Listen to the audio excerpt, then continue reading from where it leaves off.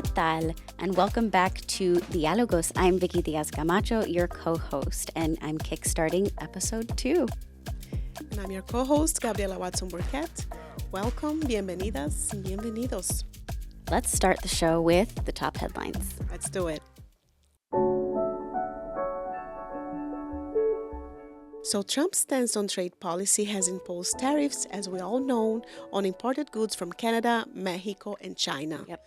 And we've been, hearing from our community members, seeing on the news. We heard from owner of Cantina La Martina, right, Dionisio Jimenez, and co-owner Maria Angelia Licea, that the tariffs will force them to remove some menu items and increase prices on others, such as guacamole. It's so hard on people, and it's going to impact the city's economy. An Economy League report did share that basically the food service economy here in Philly is integral, making up 12% of all city jobs and 18% of all businesses. So we're really going to feel that when we go out. I think it's also going to affect, folks trying to go out and celebrate for some dinners. We're going to see that in the next few months. Now, Vicky, another important headline of note is that in early March, several elected officials in Philadelphia openly opposed a bill that seeks to undermine the sanctuary city's status protections. Yeah. Can you tell us more about it, Vicky? Yeah, for sure. The bill is called No Bailout for Sanctuary Cities. It withholds federal funds from any cities or regions to support undocumented immigrants. So it would be funds that go directly to the undocumented community. And it denies a city of that money if it has a law, policy, or practice that restricts or prohibits government entities from A, sharing or exchanging someone's status to officials, such as the Department of Homeland Security, B, complying with a DHS detainer, and C, notifying officials of someone being released from custody. So this is important to note. There is also a common misconception that cities with sanctuary status conceal or shelter undocumented immigrants from federal officials. That's not true. So we'll get the record straight here. We'll learn more about this later on the show and its implications on Philly schools. And on our last episode, we talk about the ICE operations focus on deporting immigrants, and these activities continue strong. Our city was hit again, and this time, Vicky, was my beloved Brazilian community that was targeted. 4 Brazilian immigrants were arrested in a Northeast grocery store called Jumbo, and they are obviously known for selling Brazilian goods and being in the heart of the Brazilian community here in Philly. In addition to that, the nonprofit Juntos has reported more arrests after immigrants visit the courthouse. Yeah. So we are asking our community to be careful and avoid small incidents like traffic violations to be unresolved, putting them at risk to be deported. Pay your tickets. Make sure that all of those little, violations or tickets are being paid off so that basically officials can't approach you at the courthouse, right? Exactly. And with the goal to support our community, Inti Media has published an immigrant rights guide produced by Vicky Diaz-Camacho. Yes. The woman herself. Tell us more about the information you compiled, Vicky. Absolutely. So it's quite comprehensive. It will be a living document. So any new resources that we learn about, we will add to that link. But we've provided scripts on how to speak to ICE officials. We've included kind of guidelines on how to approach folks in your home, your business. We've also provided downloadable links for PDFs and resources such as the Red Card, which people can use if you don't know what to say or you're too scared to speak to ICE officials. You can just present the Red Card in lieu of speaking. That provides basically guidelines on your rights as an undocumented immigrant. We also have legal aid resources and emotional support networks. So people who are being affected can go there and they can connect with community members who are going through a similar situation. I think that's really important too, is knowing that emotionally this is very, very heavy for the community. And we need to protect each other, support each other any way that is possible. So that's kind of the gist, and I hope that it's helpful. Yes, absolutely. It has been very helpful. We heard firsthand, right, that community members are feeling grateful for having this information available. Yes. So thank you for working on that. Absolutely. And you guys go to our website to get the deets. And changing a little bit the route, we, because this episode falls within Women's History Month. Yay! We wanted to take a moment to honor women who have inspired us. Off the top of my head, one incredible trailblazer is ... Can you fill that in, Vicky? I can. So, Carmelita Torres, a fellow fronteriza, for those who don't know, I hail from El Paso, the southwest of Texas, and she too is from Ciudad Juarez, which is amazing. But of course, the history there is very rich with, border politics and immigration politics. And she is as relevant today as she was in 1917. So I'm going to paint you a real quick picture. She's this young woman with really red hair, and she's a domestic worker on her way into El Paso. So on the port, she's crossing.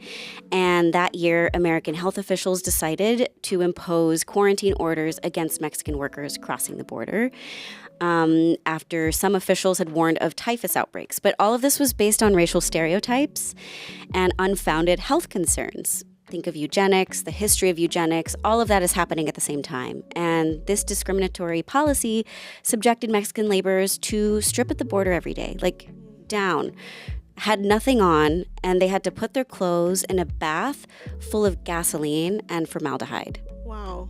And it was allegedly to kill lice. And then they'd be sprayed by toxic chemicals. So they called this sanitizing, which we know now was really, really abusive.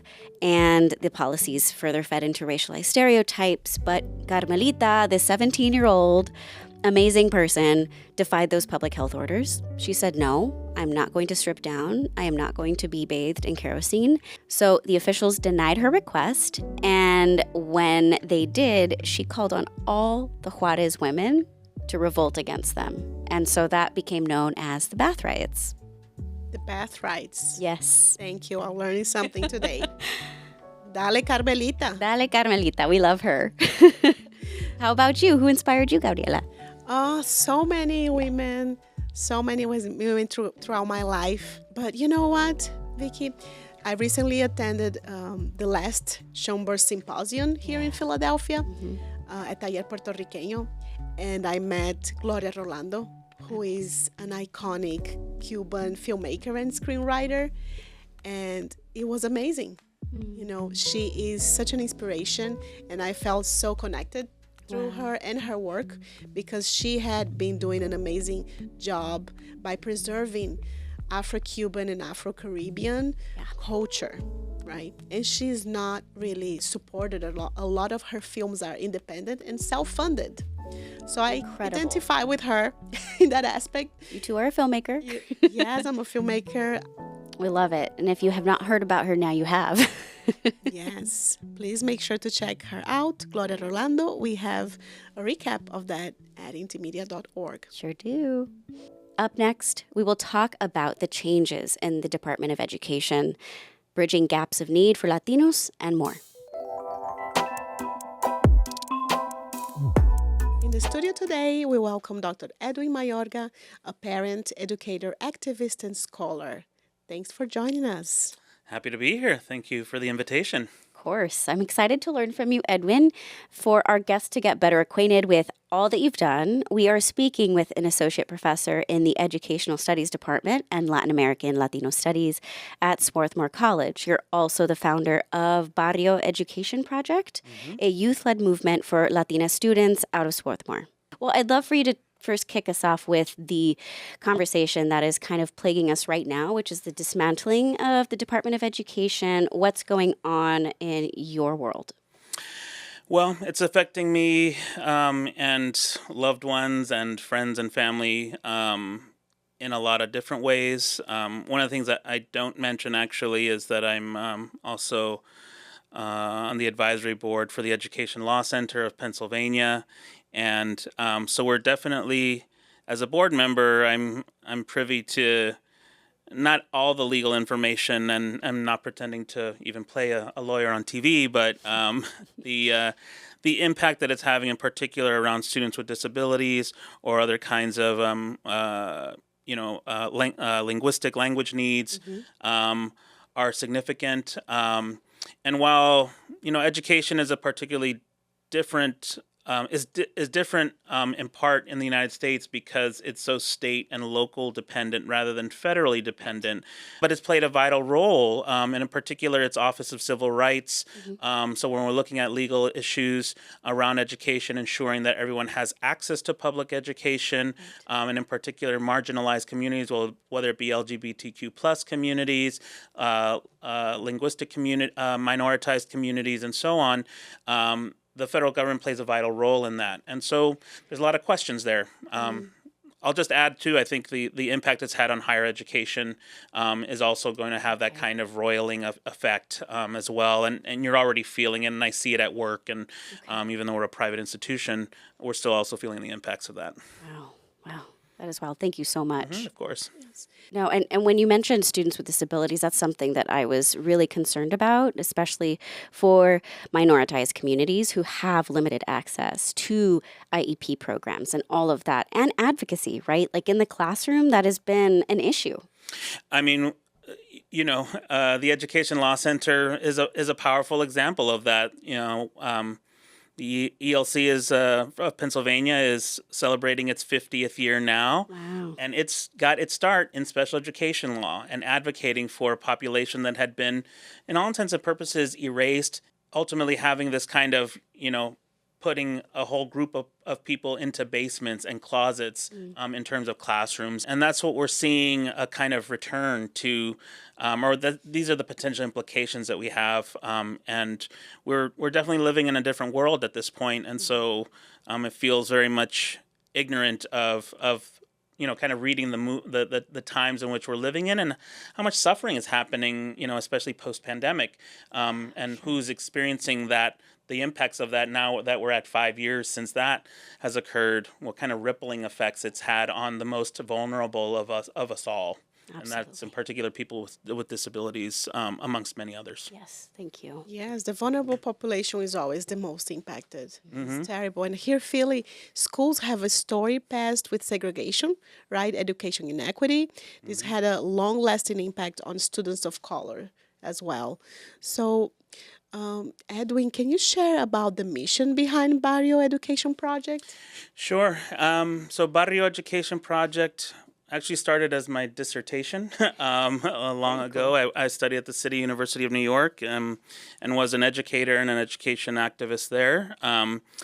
And at the heart of it has always been the idea that it's our education, it's our comunidad's education that we're thinking about, and in particular, young people's. And so we started as a project really focusing on archiving and documenting our own history, whether it be through collecting oral histories and people's stories intergenerationally, but a participatory kind of approach, connecting young people. In my dissertation, I even talk about this idea of, it's kind of gruesome, but this idea of dismemberment, right? We're actually dismembered from our sense of relationship to our community, to our history, to the land in which we live on or steward, always recognizing that this is indigenous land. And, since we've moved to the Philadelphia area, this was, what was done in New York. And since then, we've really continued to work with young people, high school age youth and middle school age youth, particularly. And we've really turned our focus, especially after the pandemic, and really actually at the beginning of the first Trump administration, and the questions and concerns around sanctuary. And so really focusing our sanctuary was always a part of our mission, I think implied, but we became very explicit about the idea that in order to create sanctuary in its most broad sense of creating places not just of refuge, but of freedom, of place of health and well-being. And so that really now we've become a middle school after school program that's really dedicated to the idea that we can create sanctuary within and sanctuary beyond by continuing to really think reflectively, express ourselves, become attuned to our own cultural and sense of self kind of identity, in order to collectively work towards creating sanctuary in our schools, in our neighborhoods, in our families, and that we are all, each and every one of us is responsible and can be a part of, can contribute to creating a world that not only that we want, but that we actually have a right to. Amazing. And it all begins with that mindset, right? You're sowing that seed and then it continues. Yeah, I mean, I love working with young people and they're so powerful in the sense that they have a kind of deep, soulful understanding of the world in their kind of youthful exuberance that often gets dismissed. But actually, if we centered young people and their wisdom and their perspectives, I think we would be a lot further along than where we're actually at. And I'm glad that you're talking about the wisdom of children and centering those voices. What have been some of your takeaways from the project and your dissertation that you would love to highlight? Yeah, I mean, I think in terms of as a project, I mean, part of understanding what sanctuary, in trying to figure out what sanctuary is with others, right? To figure out what sanctuary, defining sanctuary, what it looks like and feels like.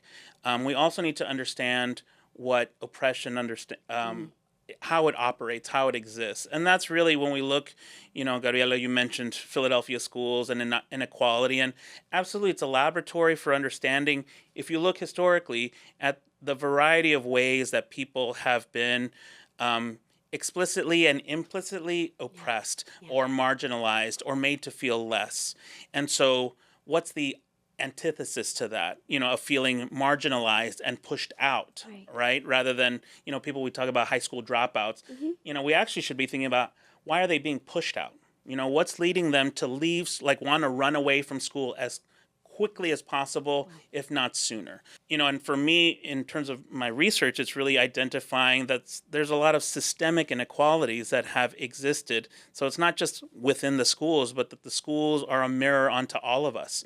And so if we live in a deeply segregated set of communities, as Philadelphia is, continues to be a deeply racially and ethnically and economically segregated city, how do we see that in our schools, right? Who comes to them, who has access to certain schools and not to others, and so on and so forth. So that's one part of it. And the other part of it, I think, is, as I've talked about, is the idea of sanctuary.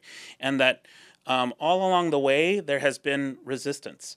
There have been people, everyday teachers, just organizing themselves to fight those things off in the best ways they can, right? For some teachers, it's just shifting a little bit, like the book that you choose in your classroom to read, on a particular day, to actual large policy debates and arguments and pushing for policies that are more reflective of the needs of our young people and their families. And there's been experimentation even at the city level, we kind of rail against them all the time, and for good reasons. We need to critique them, but they have made some movements. More recently in the Kenney administration, the push for community schools. Right, it hasn't been perfect by any means, but the ideas I think I'm a fan of in terms of really thinking about schools as anchors to communities, not just a place that we send our kids. We kind of just throw our kids into to contain them, and hopefully we educate them. It's actually this is, if we think about it as the garden, right? This is the place where we cultivate our young people and their families, and the garden, and its roots go far beyond the walls of the school. And so what does it mean when we think about schools in that way? And so that's what a lot of Barrio Education Project, working with young people, has really, and some of my other research projects have really led me to think about. I love the idea of sanctuary as a praxis of freedom, right, that Vicky highlighted for us. Yeah. And what you said about also freedom within yourself. Yeah. Because so often, in so many cases, we see child of immigrants, they're not really in touch with their culture, right? And that's so important for us right now. Yeah, I mean, I'll just add, myself as a child of immigrants, I think it's really critical for us to understand the trauma that comes with immigrating, whether you're coming as as an immigrant with a whole bunch of education, right? You know, that kind of the brain drain that people used to talk about as, for jobs and like high-end tech industry and all of that. But to people who have very little formal education, right?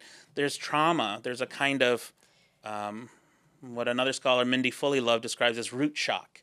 You kind of feel this sense of disconnection, and it's jarring. And I would say research shows that that's intergenerational, right? So our children and our children's children still kind of navigate some of the rippling effects of that initial migration, which takes so much. You know, I think about my parents and how much it took for them to just make the move, and they came at different times to the Los Angeles area, but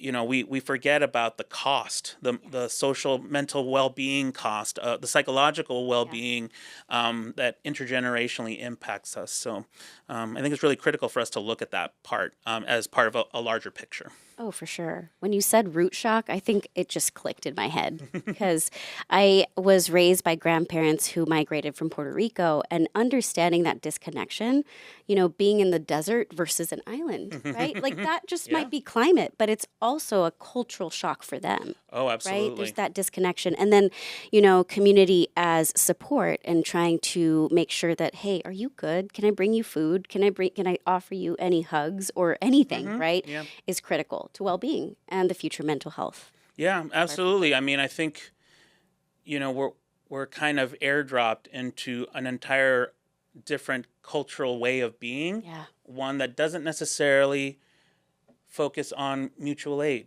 community, right? That like la comunidad, like el barrio, right? Like everybody in el barrio knows your business, and it's like the music, yeah, the support. All of a sudden the food, all those kind of little things, right, that make our culturas, all of a sudden disappears, right? Or it's there, but it's scattered within, like you've changed the picture frame in which the painting is kind of emerging, and so you see little splashes of what and who you are, we are, our families are, our communities are, but it's all kind of interspliced with things, and it does give opportunities for some beautiful things, but it also gives some opportunities for some really troubling, deeply problematic things. Absolutely, because like something's missing. Yeah. Right. Yeah. And we know that Philadelphia elected officials are opposing a bill that seeks to undermine the sanctuary city status protections, which is quite troubling. Can you share more about your thoughts on this, the protections, or the need for more? We can say that,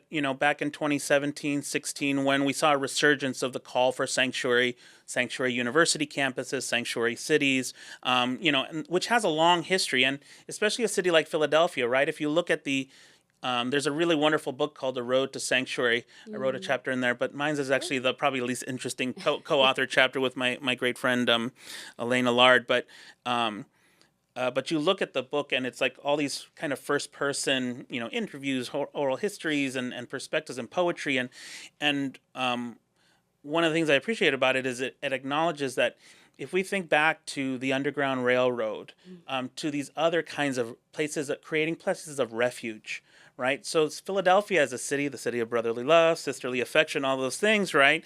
That throughout its history, there have been people who have walked the walk.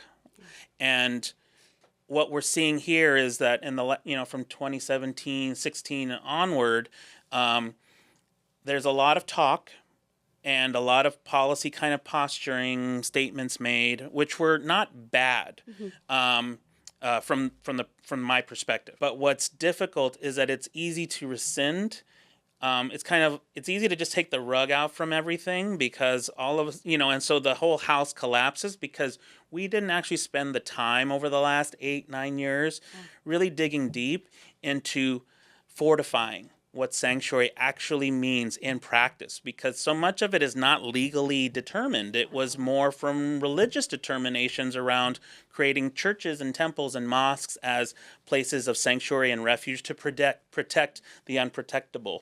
I'm not surprised, right, that we're operating from a position of fear, and a fear of losing funding, fear of additional sanctions or being bullied by the federal government or state level government. And so people are scrambling rather than actually stopping to think, if we had just organized ourselves, really built thick solidarity, um, we might be we might be better prepared to take on this moment in a way that protects, that is focused on, that's people centered. So there's more work to be done. Yes, absolutely. Yeah. So now changing topics a little bit because we are in Women's History Month. Let's go. All right. Women that have inspired you. Oh, that one's easy. There's too many to list.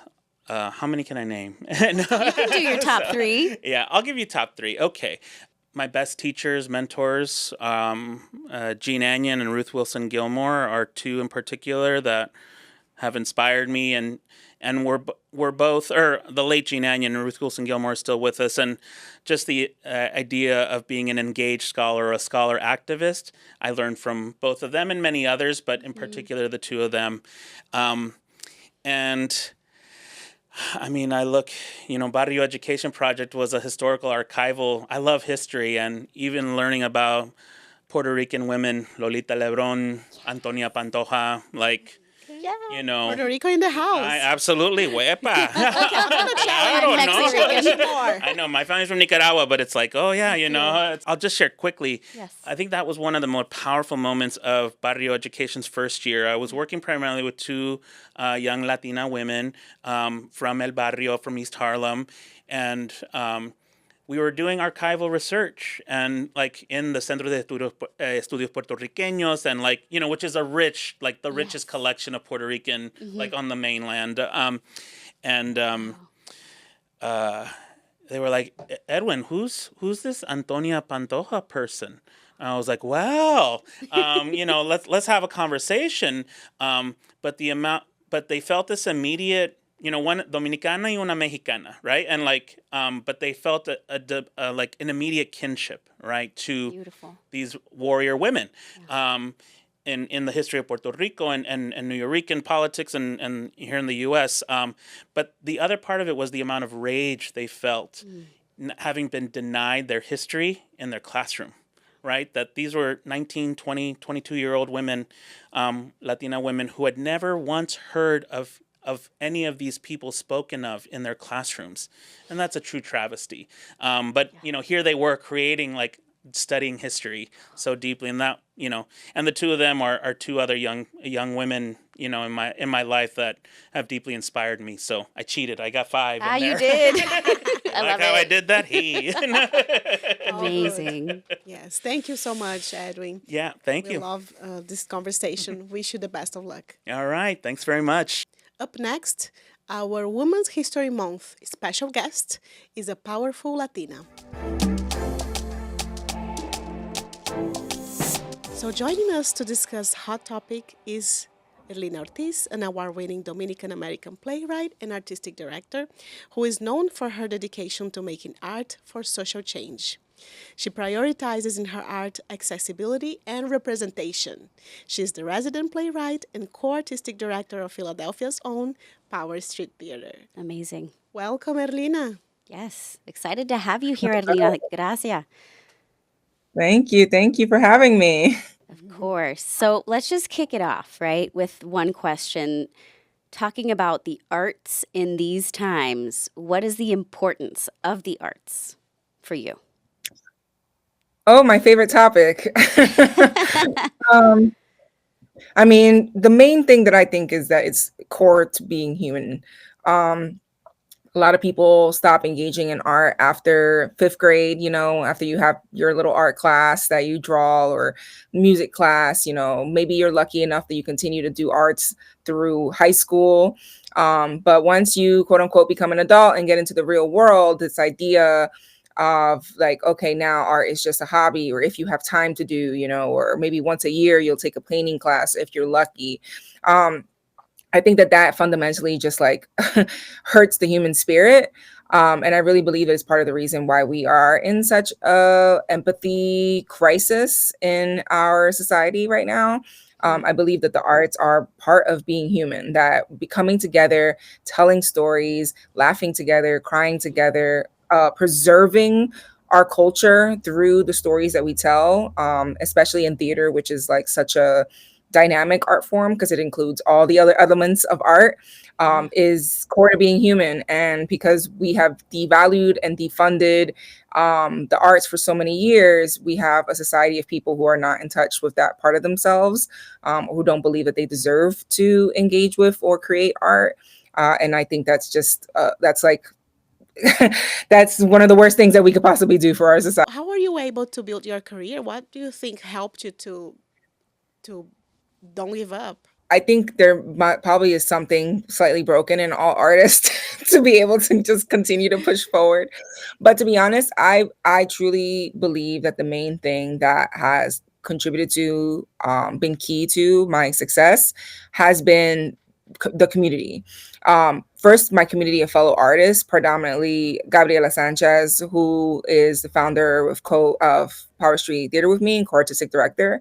And the fact that, she believed in me more than I believed in myself.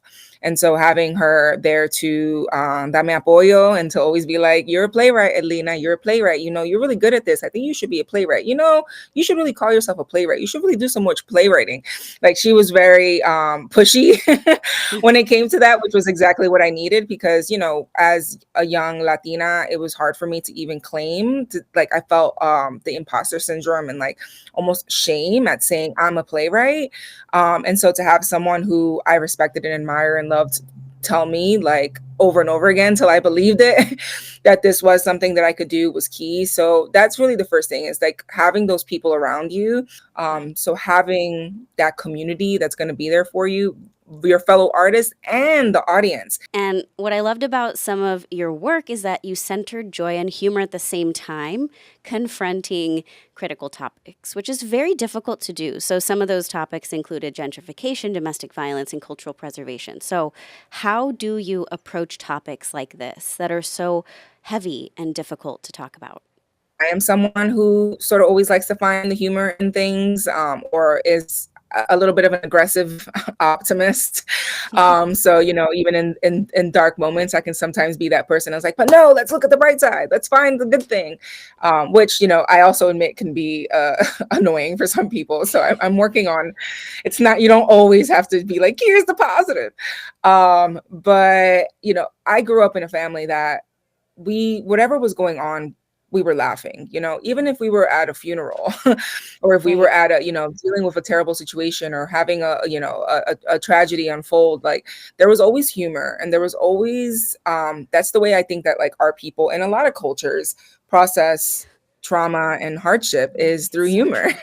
And sometimes dark humor, and sometimes jokes that you're like, did we just really make that joke? But it's part of who we are. And so, and I've also, I'm a theater goer. I see a lot of shows. And while I respect the show that ends with, and everyone died, or then it was horrible and it just kept on being horrible, here's a lesson on how horrible everything was. Like, I can see how sometimes a show like that can have an effect, and that it's useful in its own way. But for me, I want my audience to be leaving the theater feeling like, okay, we just went on a journey. Maybe we cried, maybe we laughed, but I know that there's some hope in the end. And honestly, I want people to leave feeling like a call to action, a feeling of hope, a sense that like, okay, making a difference is possible. And a big part of that, actually a big message that often comes through in my shows, is about community and about the importance of community. And that even in the darkest times, as long as you look to your right and your left and you find that person next to you who's going to be in the dark time with you, then it's not going to, hopefully that'll add a little bit of light. And I love the work that you guys do with the community, right? It's not just the playwright, but you guys do activities, right? You guys do engagement. So can you tell us about that part of the work that you guys do, and why is that important? Yeah, I mean, I think that a lot of times theater companies, they'll do one show, and they'll invite, maybe they're doing the Latino show, right? So they go to North Philly for one day and talk to some people, or they make a connection, maybe if they even do that, maybe they send an email and make a connection with someone and say, hey, can you bring your community out to see this show? We're doing it's about Latinos. And then maybe for one day or one night or for one show, they make an effort to get the community out, and then that's it. And then that show is done, and they're not going to invite them now to the other show, or they're not going to invite them now to the other event. It becomes a very like one-off. And so that was never something, like, the community was always at the core for us. From our first, everything sort of branched out. From our first show, we started having talkbacks, and the talkbacks were getting longer than the show because people wanted to stay and talk, our people. And we would, a lot of times, we would have food. We would make it an event afterwards, and then people would stay. And so that's kind of what led to us doing our community story circles, where that ended up being sort of like the talkbacks, but anytime. It could be before the show. It could be a week before the show. It could be a week after the show. It was just a chance for us to come together and talk, share our stories, have some food. And so that was sort of the first step. And then I realized that there were so many people in our community who had talent, or who have the interest in pursuing art, and they don't have access to it. Why? Because most of the time you need a lot of financial resources to be able to even take an art class. So that was how our Land and Body adult theater courses began. And that was in 2018. So we're 7 years in now of having these regular every semester, every season classes of playwriting, theater performance, storytelling, poetry, comedy, so many different types of classes that we have done over the years. And that is also part of building the community. There are people who come to our classes who actually have never been to one of our shows, but then after they do the classes, then they're like, "Ooh, now I want to come see a show." The story, the theater, and the play is often at the central of it, but the community building has to be ongoing, year round, and you have to try to, continue to connect with community in lots of different ways to meet people where they are, and to always make sure that people know that, like, at any point that you decide to engage with us, at whatever level you are able to engage with us, you are welcome. Because where else am I going to get something like this? Absolutely. The quality of the work speaks for itself. I mean, you got 7 Barrymore nominations. Nominations, yeah, And it's for and then Silhouettes, and that's just for one our play. musical. So I need to give you your flowers. We love doing Thank that you. here Yeah, at Diálogos. exactly. We're proud of you. Thank and you. I think it ties down with our month, right? Women History Month. And the next generation, right, Vicky? Yes, absolutely. And I think leaving that legacy and those stepping stones for the next generation to know where to go, right? We're carving them a pathway forward. So I think part of what I love to learn about people is their history, their, person who inspired them. Do you have someone in mind? So many. Some of them, I don't know if it's cliche at this point, but I was definitely a big Selena fan growing up. So, love her. I'll never forget that moment of her as a little girl sitting on the roof, like, "I'm looking at the moon and I'm dreaming." And that was definitely like me as a little kid, like I was definitely that kid that was always like, "Oh man, like dreaming of what the future will be." And the power, and also the kindness. Like, I always felt like, obviously she was taken so young that we don't know what kind of person she would ended up becoming. But she was somebody who, exemplified to me like such positivity and kindness along with her talent. And so that was part of the reason I even got into the performing arts in the first place, was because Selena. And then I couldn't sing, so that one went away. But I kept trying other things.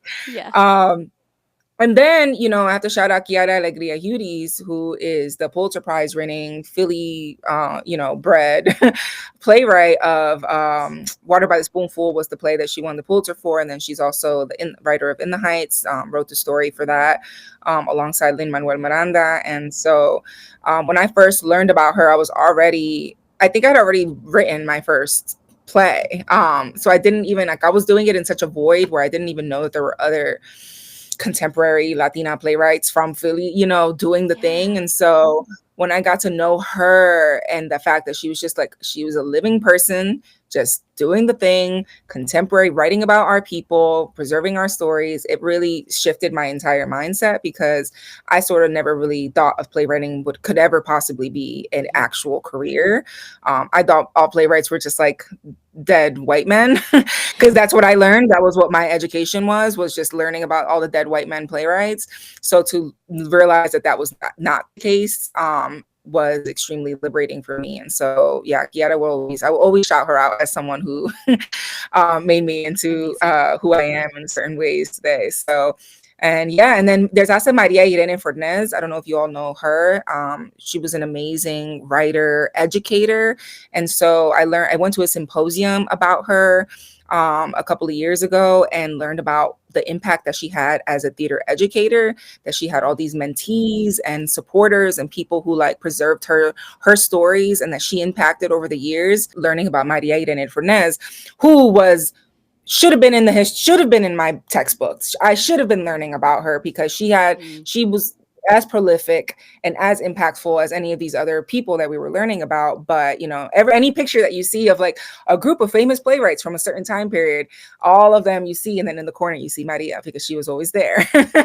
And she was always part of that, the culture in that way, but just her legacy wasn't preserved until more recently. Now a lot of her mentees and people that she cultivated have taken it upon themselves to deeply preserve her legacy by having different symposiums. And now I'm actually going to write a teaching playwright workshop that they're going to be hosting in June for a week that I'm going to go to. That's going to be all about learning her method and learning how to teach her method. So now in the future, I can continue to spread her legacy to my students here in Philly. So yeah, those are, I could go on for so many more, but those are the ones I'll share with now. Nice. Well, talking about the students, before we let you go, last quick question. What advice would you give other young women who are pursuing a career in the theater or in the arts in general? Okay, well, the first one that I'm going to double down on that I shared before was just your community. Get your community. This is not a solo art form. Invest, reach out to people, say, can I have a coffee? Let me tell you, 9 times out of 10, when I have reached out to someone and said, can I get a coffee? I would love to chat with you. They say yes. And if they never say no. They just won't respond, if anything. And then I don't know that they forgot that they never responded. But that doesn't barely happen. Most of the time people are like, sure, let's meet up. I have 30 minutes, and plan to buy them their coffee if you're the one that's reaching out. But build that community of people. Get the people around you who are going to believe in you, and also that you're going to want to root for, because when you have somebody else that you're rooting for as well, it's like, it invigorates your energy. And then I don't know, man, like find what you really care about in this art, and don't let somebody else define you either. I think that I was always really worried that if I chose the one title of playwright, or if I was an administrator with Power Street, that would mean that I had to let go of all the other things that I cared about. I'm still directing. I still perform every once in a while. I still do lots of different types of the art. I didn't let someone tell me that like I can wear multiple hats. That's what I'm saying. Like don't feel like if you choose one path, then that's the only path that you can be on. Like you can be on multiple paths at once, even though if you can't be on all of them all at the same time. Some of them will always, there's always going to be the time for us, the season for one thing, the season for another thing. But continue to like pursue all your passions, because you never know how it's all going to add up together. Being an artist doesn't mean you have to be broke. Okay. Like really, honestly, like it's not going to be the easiest thing in the world to figure out how to make money as an artist, but it is possible. And people telling you like, oh, you're never going to have money as an artist, you're never going to be able to do these things as an artist, that's like a scarcity and fear mindset that I was in for a while. And I promise you, as soon as I started to do the actual work, like therapeutic work, to get out of that poverty mindset and the idea that because I've chosen this path, I'm so lucky to be an artist that of course I have to accept being poor. Once I let that go and said, no, that's not the way it is. I can actually have the things that I want and pay for the things that I need and save money and have a retirement account, even as a playwright, and with Power Street as a co-artistic director. So just there is a way to make money. And if you really believe in yourself and you really have your people around you, you can make it happen. So just do it. We need artists. We need more artists. So just do it. Agree. We love that. We love that. Have fun and also make money. Make money. Make money. Love it. We appreciate your time so much, Erlina. Thank you for everything that you've shared today. Thank you. Thank you so much. I appreciate being here.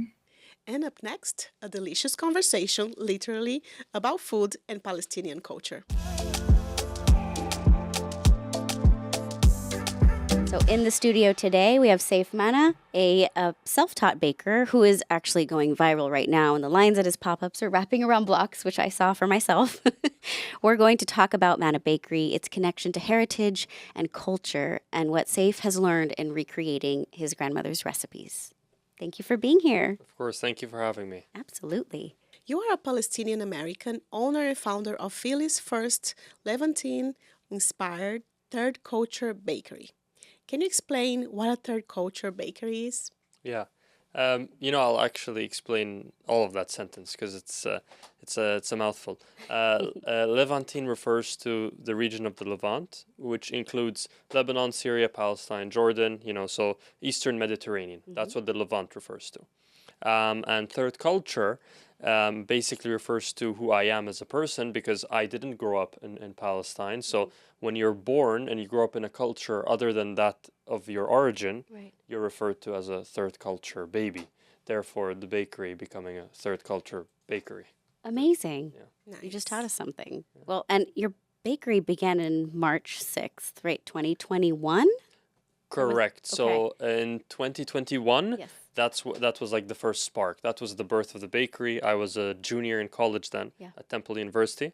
And yeah, I decided to start a lifelong dream of mine. I was cooking and baking since I was 8 years old, and it was always a dream to start my business. So March 6, 2021 was the first time I ever sold, technically tried to sell. No one bought. I baked a few cookies and I had a small event on Temple's campus. But yeah, I couldn't sell any cookies, but that didn't deter me from pursuing my dream. I'm glad. And you brought us some cookies today, which is great. Yes. It's a good sign. Absolutely. Your family is from Palestine, but you learn of your family's cultural heritage through your grandmother's stories and her recipes, right? How have you learned to preserve culture through food? I mean, cultural preservation through food is extremely important, right? Even if you didn't know anything about the culture, just looking at how people eat, looking at what food they eat, you can immediately start to track and trace their, sort of the calendar and see when holidays are, how they ate, right? Like if everything is sort of in the center of the table and they all gather around, you can see the importance of food and you sort of are able to see important time periods throughout the year in which the culture celebrates, right? Like we make certain date cookies for Eid or Ramadan. And so, I mean, food is super important. Oh, that's Yeah. beautiful. Yeah, you can always just see kind of the excitement too and what it sparks in others, right? I mean, most of us during important events look forward to eating. Most of right. Some people who don't want to some people love to socialize, others not so much. But everyone loves to eat, right? So they're always looking for the moment where everyone gets to sit and share and eat good food. Yes, Yeah. which we love that you're providing this beautiful story and preservation of culture with Philadelphia. And I'd love for you to share what life's been like leading your bakery and exposing Philadelphians to food. Yeah, I mean, it's funny because as someone when I'm always busy and always working, I tend to not see the evolution of what's going on, right? Because I'm constantly, working, thinking, trying to improve, that I don't have time to sometimes sit back and see how far I've come, right? But when I do have that time, I'm like, wow, how did that happen? Life's been, I'm happy, busy, but I'm happy. I'm doing what I love, and I'm being rewarded by watching people, love the food as well and be willing to line up even in the middle of winter, right? Like we still haven't entered spring and summer yet. It's cold, and there will be long lines, and people will wait for 2 hours to get some food, even when it's that cold. Yeah. That's amazing. Well, and you were taught by your grandmother, so I can only imagine, all of these memories that flood back when you're making food. I'm curious if you can share about her and her inspiration on your life. I mean, I will say so. Because I've never grown up from where I'm from, right? I used to visit my grandma and the rest of the family in Jordan, which is the closest I've been to Palestine. And never growing up there, food allowed me to travel there. The food that my grandma taught me, and I watched her make and I ate, really it was that vehicle for me to travel to Palestine, right? And that's what I do now. When I cook, it's like my way of trying to travel there because I can't travel there and steep myself in the environment. So yeah, every now and then I would start to bake some cakes for my grandma in the summer and make her taste them and get her feedback as a little kid. So, but yeah, then she made everything from scratch. Cheese, jams, massive feasts. My grandma had like an open house. Anyone who entered ate. No one asked questions. You know, they would come in. Whoever was hungry would sit down at the table and eat. She'd always cook for at least 20, 30 people every day. It was like a restaurant. Yeah. Wow. That's incredible. Yeah. And can you share us like a specific recipe from ingredients very specific from Palestine? I mean, so what I make is a combination of, it's either traditional, right, and trying to create the perfect item that represents this traditional item, and some others are innovations on the ingredients and the flavors that are probably in a dish, and I incorporate them into a product, right? But if I had to get a traditional item, it would be the ma'moul that I make. It's a date cookie, and the dough is an orange blossom buttery crumbly dough, and it's filled with like a spiced date filling. And my grandma used to make this. This is her recipe, and she used to make this growing up. And she would when she would bake them, she would package them in tins so they stay fresh, and she'd put them under the table.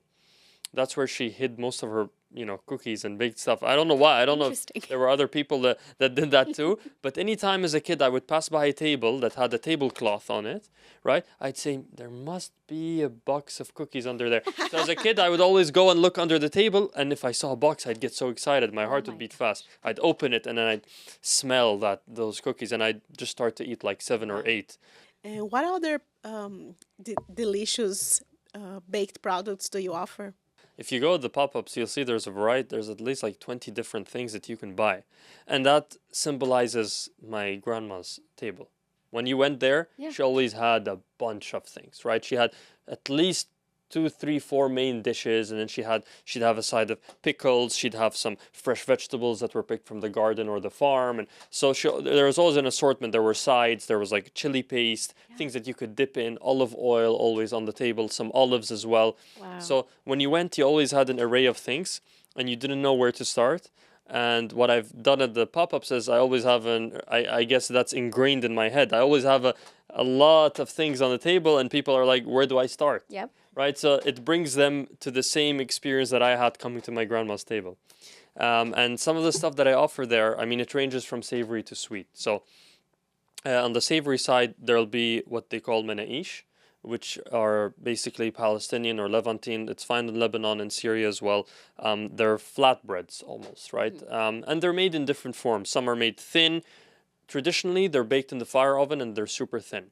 But since at home, not every grandma will have a fire oven and you have a normal oven, they make a homemade version, which is smaller and round, just like the one I make at the bakery. Yeah.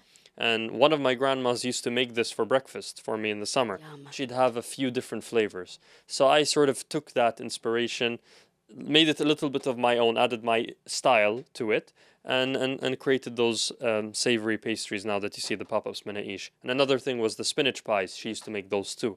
They were delicious. The way I make it is the way she made it exactly, just a different shape, but it's the same way. Oh. And then you'll see also Jerusalem bagels, which are they're sort of the official bread of Jerusalem, right? They're bigger than a bagel, very long, and then you dip them. You can make sandwiches with them, but you can usually will use it to dip in olive oil and cheese and labneh, whatever you want. And then obviously when you come to the sweeter side, you'll have at least 7 different types of cookies. As you can see, cookies are important to me. They're the first ever thing that I notice. They're the first ever thing that I baked, mastered baking as a kid. I was 10 years old. I made my first recipe for cookies, and I started to tinker with them. So that's why I always have an array of different cookies, and they'll come with unique flavors. Like today, you have Arabic coffee, olive oil, pistachio chocolate chunk, and you'll have many others at the pop-ups as well, and they'll change with the seasons. And then you'll have some cakes as well that are pretty popular at the pop-ups. Yes. Yeah, so it's a lot. It's a lot, but I try to walk people through it. I write on the parchment, and I always sort of write little tips on there, like, oh, this is my favorite, or this is the first thing that I ever baked, or the first thing I ever sold at the bakery. So when people come to the bakery and they read what I write on the table, on this parchment that I spread, they get to hear more and learn more about me as a person, rather than just simply look at the items and their names. They walk through a story. I love that. Beautifully said, because your baking is truly storytelling. Thank you. It is. It's amazing. Food is directly tied to emotion, When you eat good food, you suddenly feel happier. or if you eat a food that reminds you of home, you suddenly feel like you're home, right? So food is an amazing bridge that allows people to travel without ever getting on a plane, you know? So yeah, and that's what I try to do. When people come to the pop-ups and they eat something, I try to transport their minds to a place wherever I want them to go based on that food that they're eating. Yeah, so I can imagine how those memories connect you to the memories from your grandma. Right. Like, Yeah, they you're connect me together. to my grandma, the summers spent in Jordan, and then they also, you know, my research and learning about the different cities in Palestine and the different dishes that come from these cities, because each city in Palestine will have unique cuisine because the geography is very varied in a very small country. You've got high altitude, you've got the coast, you know, and so they'll have unique dishes for each city, and I've sort of tried to learn them by never traveling. And that obviously gives me insight into how people would have lived there as well. So yeah. Amazing. Yeah. No, we appreciate you sharing so much. Making a turn a little bit, how is the actual context affecting you and your family? And does that change the way that you approach your work? Growing up, there was always conflict, right? It's only at this point in time that it's maybe being put on the media as much, right? You know, everyone sort of knows about it now. But this has been going on for over 70 years, 80 years, and it's ongoing and never stops. And ever since I was a little child, I sort of knew this. There was never a time in my life where I didn't know this. You know, I don't remember how my parents what they told me, but I just knew it, right? I knew I was from Palestine, and I knew that I should be proud of that fact. I shouldn't shy away from it, even when sometimes people look at you in a funny way when you say it, because of all the things they hear on the media. Right. At the end of the day, you are another human trying to live on this planet. You know, so and that's what I'm doing. I'm doing what I love, and I'm trying to share what I do. And yeah, growing up, knowing all this, it sort of made me need to succeed. Right, I had to tell the story. I learned all this, and I saw the injustices that happen around the world, and I saw how people react to it, and I said, well, I got to make sure that I do something to share the story. Through what and how it will be, I didn't know. Obviously, I always had the dream to cook, and I always had this passion about food. And as I grew older, I started to realize that if I'm going to share that story, it's going to be through the food, right? I majored in political science as a student, and the professors told me, you should go on and study and continue to do your master's and work in there. I said, no, I'm done. My dream is to pursue food, and I think I'm going to, you know, cause more change through the food than I will through politics or political science. I mean, food is political and food isn't political at the same time. Everyone eats and everyone's willing to sit down and listen and share when it's about food. So I thought, well, there's no better way to do that than to try and show people the love I have for food and the food of where I come from. Beautifully said. Thank you so much for sharing. Of course, my pleasure. Thank you so much. And now we're going to taste it. Okay, so explain what this is. So this is a tahini chocolate chunk cookie, or I will pronounce it like we say it, tahini, but people usually call it tahini because that's how it's spelled in English. But yeah, it's like a tahini chocolate chunk cookie, and then it has a white chocolate pistachio filling, and then it's dipped in chocolate that's sourced from France. It's one of the highest quality on the market, and then it's finished with qataifi dough, which is essentially shredded phyllo dough, so it's crispy. Oh, I was wondering what that was. Okay, so we're going to break it, right? Yeah. How do I do it? In half? Yeah, in half. Well, I got the corner. I'm sorry. No worries. Well, you can go for a second break. It's fine. Okay. You know what? Here you go. Yes, let's do it. Yeah, you can break this in half this way. Yeah, exactly. Oh my gosh, it's not working. You know why? Because it's hot in here. It's too good to be true. Yeah. Okay. No, you got it. This is beautiful. So, yeah, you can see the Oh, wow. I filling see the filling. filling in there. Oh, that's gorgeous. And you get I'm that alive crunch as again. well. Mm-hmm.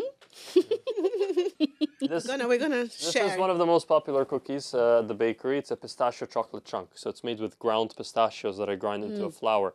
You can't go wrong with that. And it's dark chocolate finished with sea salt. And then this one is an Arabic coffee olive oil cookie. So it's made with olive oil. I love So you can see it's using ingredients that you'd find in Palestine, but turning it into a cookie. Well, thank you so much for sharing your story, your culture, and your food. We really pleasure. appreciate you being here. My pleasure. Thank you for having me. Thank you so much. That's it for today. Thank you so much for listening to Diálogos. And you can find the show on Spotify and YouTube. Make sure to support Inti Media and visit our website, www.intimedia.org. And be sure to follow us on all of our social media channels at News by Inti Media. Ashe. Nos vemos.